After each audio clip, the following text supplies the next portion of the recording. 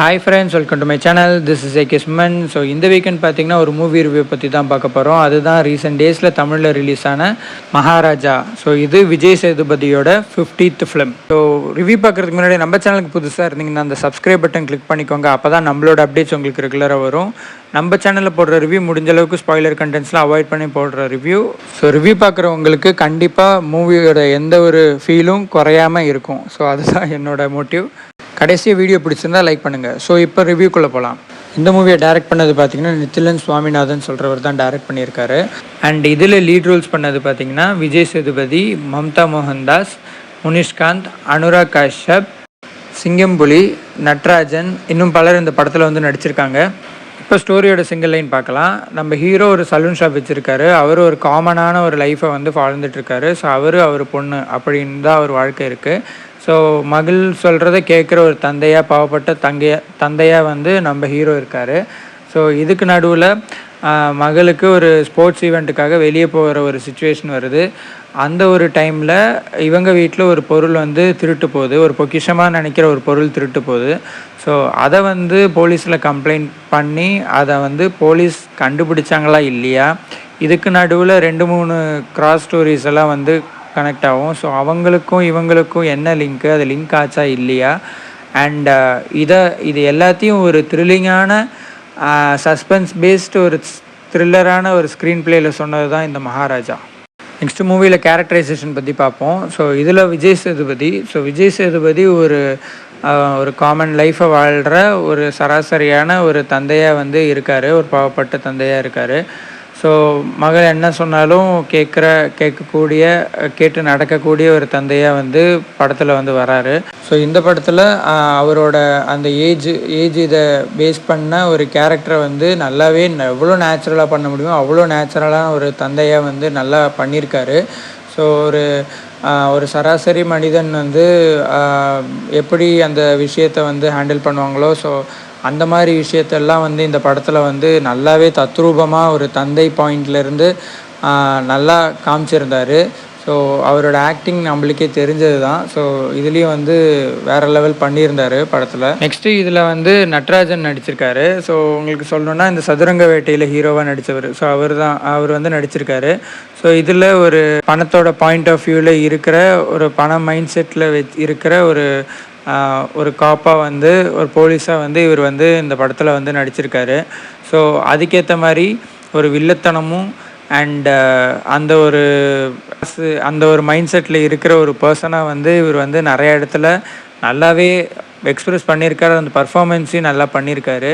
So இவரோட பார்ட்டில் ஒரு எப்பிக்கான ஒரு சீனும் இந்த படத்தில் இருக்குது. நெக்ஸ்ட்டு அனுராக் காஷ்யப். ஸோ அவர் பார்த்திங்கன்னா இமைக்கா நொடிகள் இந்த மாதிரி படத்துலேயே நம்ம அவரோட வில்லனிசத்தை பார்த்துருப்போம். ஸோ அந்த மாதிரி அவருக்கு கொடுத்த அந்த வில்லனிசத்தை வந்து பர்ஃபெக்டாக வந்து அவர் ஹேண்டில் பண்ணி காமிச்சார்.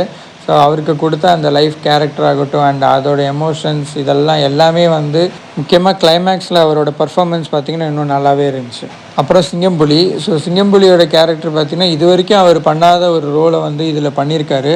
ஸோ ஒரு மாறுபட்ட ரோலை ட்ரை பண்ணியிருக்காரு. ஸோ அதுக்கே ஒரு பெரிய ஹேட்ஸ் ஆஃப் கொடுக்கணும்.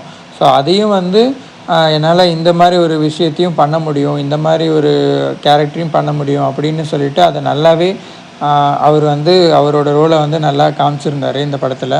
அது இல்லாமல் மணிகண்டன். ஸோ அவர் பாய்ஸ் படத்தில் நம்ம பார்த்துருப்போம். ஸோ அவர் ரொம்ப இயர்ஸ்க்கு அப்புறம் நம்ம ஸ்க்ரீனில் பார்க்குறோம். ஸோ அவரும் பார்த்திங்கன்னா ஒரு டிஃப்ரெண்ட்டான ஒரு ரோலை வந்து நல்லா பண்ணியிருந்தார். அது இல்லாமல் நம்ம எம்எல்ஏவாக பொலிட்டிக்கல் பர்சனாக ஒருத்தர் வருவார். ஸோ அவரும் பார்த்தீங்கன்னா அங்கே 2 சீன் தான் வருவார். பட் இருந்தாலும் அவர் நல்லாவே அந்த கேரக்டர் நல்லா காமிச்சிருந்தார்.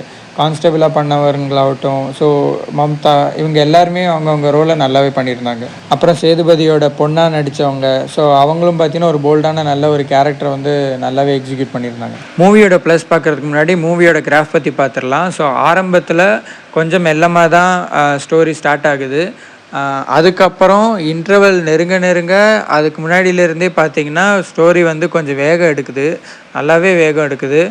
ஒரு இன்டர்வல் வந்து ஒரு தரமான ஒரு இன்டர்வல் பிளாக்கு. அதுக்கப்புறம் இன்டர்வல் பிளாக்கு அப்புறம் திரும்பி அதே வேகத்தோட பல ட்விஸ்ட்டு அண்ட் பல கன்ஃபியூஷன், சஸ்பென்ஸ் இது எல்லாமே கலந்து நம்மளை வந்து நம்மள வந்து ஒரு ப்ரெடிக்டே பண்ண முடியாத மாதிரி ஸ்டோரி வந்து நல்லாவே காமிச்சிருப்பாங்க. மெயினாக இதோட ஸ்க்ரீன் ப்ளே தான் பெரிய ப்ளஸ்ஸு. பிகாஸ் இந்த ஸ்டோரியை நார்மலாக காமிச்சிருந்தா இது மேபி கொஞ்சம் நார்மலாக நல்லா போயிருக்கும். பட் ஆனால் இதோட ப்ளஸ்ஸே பார்த்திங்கன்னா இதை வந்து இந்த மூவிஸ் சீன்ஸ் அண்ட் இந்த ஒரு விஷயத்தை வந்து அவங்க டிஃப்ரெண்ட்டாக ட்ரை பண்ணி அதை வந்து நம்மளுக்கு எக்ஸிக்யூட் பண்ணி ப்ரெசென்ட் பண்ண விதம் தான் இதோட பெரிய ப்ளஸ்ஸாக நான் பார்க்குறேன்.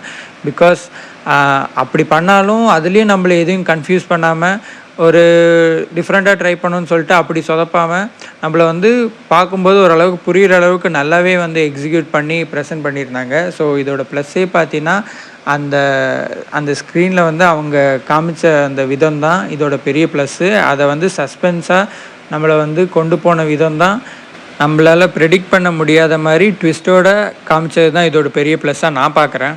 ஸோ இது வந்து கண்டிப்பாக நீங்கள் family audience, friends, couples, so இவங்க எல்லாருமே கண்டிப்பாக போய் பார்க்கலாம். பிகாஸ் அது ஒர்த் வாட்சிங்காக தான் உங்களுக்கு வந்து இருக்கும். கண்டிப்பாக இந்த மூவி டிசப்பாயிண்ட் பண்ணாது. ஸோ ஆஃப்டர் செவரல் கேப்ஸ்க்கு அப்புறம் இப்போ தமிழ் மூவிஸ்லேயும் பார்த்திங்கன்னா இந்த ஒரு லாஸ்ட் 1.5 மந்த்தாக வந்து நல்ல நல்ல படம்லாம் ரிலீஸ் ஆகுது. ஸோ அந்த வகையில் இந்த ஒரு படமும், இதுக்கு முன்னாடி வந்த கருடன், அரண்மனை, ஸோ இப்படி ஹிட் லிஸ்ட் இப்படின்னு சொல்லிட்டு நிறைய படம் வந்துட்டுருக்கு. ஸோ இதனால் ஆடியன்ஸும் கொஞ்சம் ஹாப்பியாக இருக்காங்க. அண்ட் இதே மாதிரி நல்ல நல்ல ஸ்டோரிஸ், நல்ல நல்ல விஷயங்களை சொல்லிக் கொடுக்குற நிறைய படங்கள் வந்து இனி வரும்னு சொல்லிட்டு நம்ம வந்து எதிர்பார்க்கலாம். Let's see.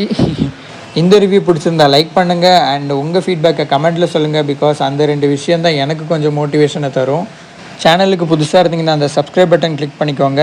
ஸோ மீண்டும் இன்னொரு ரிவ்யூவில் பார்க்கலாம் friends. Thank you friends, take care.